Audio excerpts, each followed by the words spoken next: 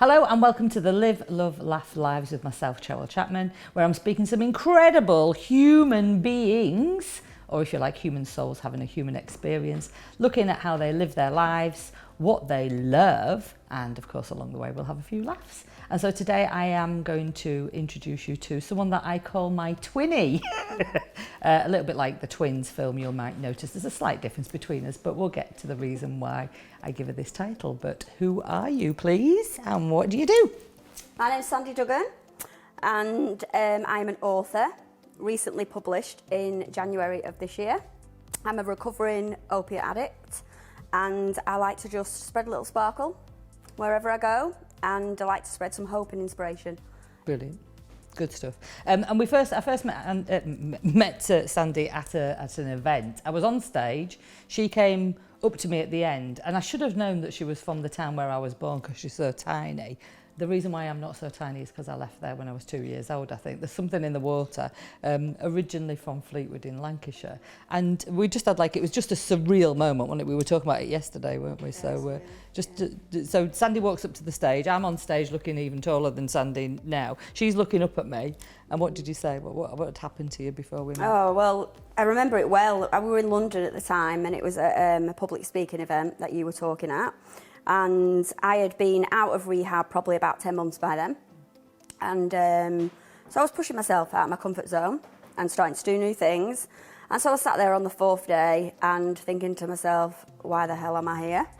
Just kind of, I'd enjoyed it. I knew I was meant to be there, but I wasn't quite sure what my next step was. So I remember going to the toilet and literally sitting on the loo going, what the hell? And if I'm meant to be here, give me a sign. And then I walked back in, and you're up on stage with a big slide of your cousin, Lindsay.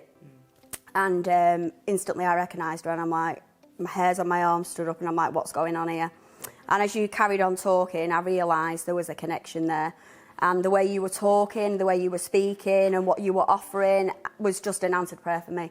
And I thought, wow, that is the universe answering my prayer. And I remember coming up to the stage after, a bit of a giddy kipper, but emotional as well at the same time. And I don't really know what on earth came out of my mouth that day, but I know it was along the lines of, oh my gosh, I've just seen you on stage, and I know that girl, and oh my gosh. And then the weird thing was as well that my dad was actually in a relationship with Lindsay's mum, that, they're partners now to this day. And I just knew something magical was beginning, and it was quite a moment, yeah. And that's why we call each other twinny, because I also do some charts, and in the charts we're very similar, aren't we? Yeah, in terms of the charts, we're like that. Hang on a minute, look at the similarity here. And it's been like that ever since we met, really, hasn't it? Which has been fab. So obviously you've just talked about being in rehab. Yeah. I mean, that's a big thing to come out and sit here on the gold settee and go ta-da, because obviously that was a secret for a long time, wasn't it, Sandie? So just talk us a little bit about what happened and why you'd got to where you were. Yeah, well, it was a process over a long time, actually, and what I've come to figure out in hindsight is that I was living a life not true to myself, pleasing everybody else. And I was exhausted, feeling like I was on a treadmill, being a people pleaser, and totally neglecting myself. And I was really unhappy, and I was numbing it down with the pain of drugs. And I think it is a common problem in today's society where so many people look for something outside of themselves to fill an internal hole, and that is what was going on for me. I just didn't recognise it at the time. So when I went into rehab, it was really the beginning of a journey of self-discovery for me. And it was actually a true gift. What I once saw as an absolute curse and a hole I was never going to get out of, I actually realised it gave me that first rung on the ladder to start climbing up. And so when I came out of rehab, what I started to do was actually live a life true to myself, because I had nothing left to lose. My secret was out, and that was one of the reasons that I really wanted to write my book. It was always a dream that I had, but people had told me in the past it's not something you do, it's not a real job. Sandra, face reality. Well, facing reality hadn't done me very well. Yeah. So I just thought to myself, it's time to step outside that box now. Yeah. It's time to be you. And that's exactly what I did. And my first book, which I've brought with me today, Mum Morphine in Me, was actually published in January this year. And that was the starting point in my journey of me actually starting to express myself and free myself from that box that I was in at the time. Yeah, because you're a mum, aren't you? You're a mum of three. I am. I'm a mum of 3 children, a wife, a daughter, all those things that you do.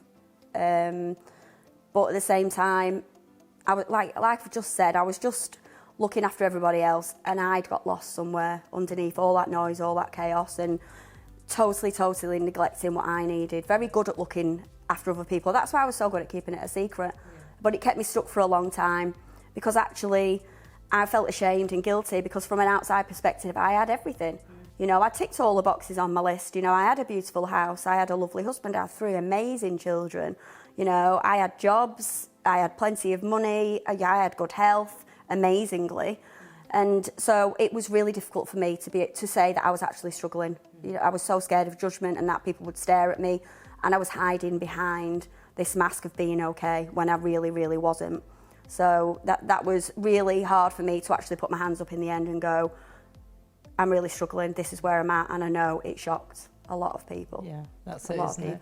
And at the same time, it'll have helped a lot of people. Look, at the end of the day, I always say, you know, people will always have, you know, an opinion of you. Whatever you do, you know, whether or not you do what you think is right for everybody else, someone will still have an opinion on you. So if you can look after yourself, and I know you talk about, you know, who's the biggest bully in your life in your talk. Don't want to give too much away, so people go and look at your talk as well. But ultimately, you know, if you go through your life like, you know, living what everybody else wants you to do, then you're definitely going to get lost. So there'll still be people who come out and say things. I always say that those people who've got time to say things about everybody else probably haven't got time to be doing anything of their own.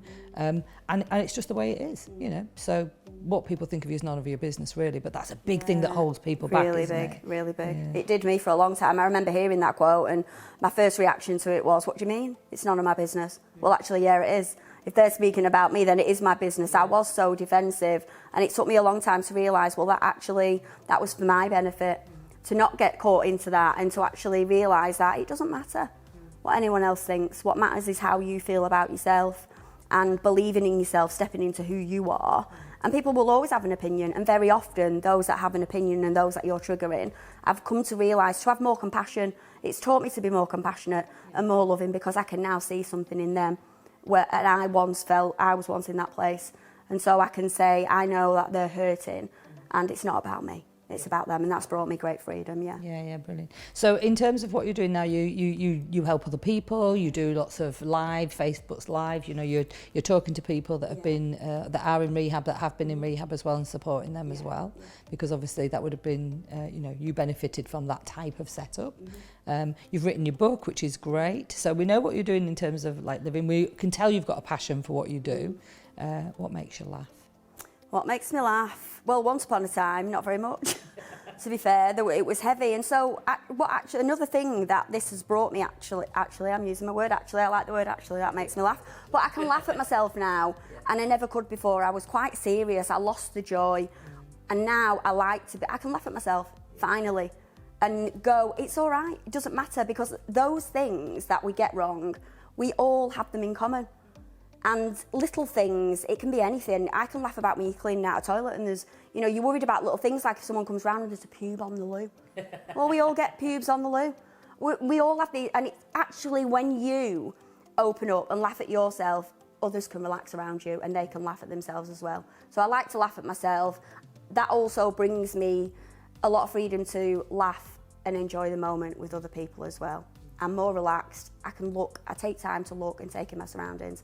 So much more brings me joy and laughter these days than it ever did before. Yeah. And I know you're super creative. I don't think I've ever seen a Halloween setup like I've seen your Halloween setups over the last couple of years. I ask my guests to bring in a little gift, you know, like a little token, something that not for me. That sounded like I asked you to bring me a present. Is that all right? Yeah. Something that like you know, inspires you or means something to you. What did you bring in for me, Sandie? I've bought 2 things actually. And the first thing that I carry with me all the time is I wear these 2 rings on my finger. And this one was my mum's engagement ring. And I lost my mum just over a year and a half ago. And she always taught me there's no such word as can't. And she inspired me to write this book, and I dedicated it to her. And this ring is my great-grandma's ring. And I wear them because it reminds me that life is short. And it also reminds me that we're here doing this for everyone that went before us, for all those times they fought for us to keep going. Life's precious, and it's, you know, take it by the balls. And I've hidden it here. Normally I would hide it in my bra, but I didn't think that was appropriate today. And it's just a little crystal that I like to carry with me. I've got many, but this one, the little pink one, it's quartz, rose quartz, and it just always reminds me, just speak from your heart. It doesn't matter if you get it wrong. It doesn't matter that you're not perfect. We're all a work in progress. But if you speak from your heart, you can't go wrong. Yeah, So brilliant. Yeah. Thank you for sharing. Sandie, thank you for being with us today. Thank you for being open, honest, you know, and just sharing what your story is. I'm sure it will empower or continue to empower even more people now. You're an amazing light worker on this planet, and I want to thank you for being here today. Thank you too. So remember, if you want to find out more about Sandie, please, you'll find her book on Amazon for a start off. And if you want to connect with Sandie, we'll put some details up. In the meantime, of course, remember to live, love and laugh every day. See you soon. Bye-bye.